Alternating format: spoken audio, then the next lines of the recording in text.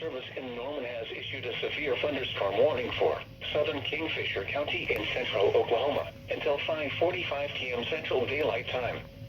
At 4:53 p.m. Central Daylight Time, a severe thunderstorm was located 5 miles northwest of Kingfisher, moving southeast at 20 miles an hour.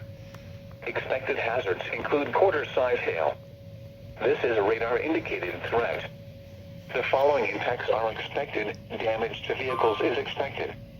Locations impacted include Kingfisher. For your protection, move to an interior room on the lowest floor of a building.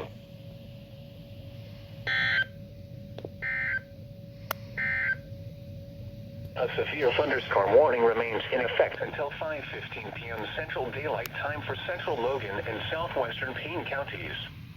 At 4:37 p.m. Central Daylight Time, a severe thunderstorm was located near Mulhall, moving east at 15 miles an hour. Hazard, golf ball size hail and 60 miles an hour wind gusts. This is a radar-indicated threat. Impact, people and animals outdoors will be injured. Expect hail damage to roofs.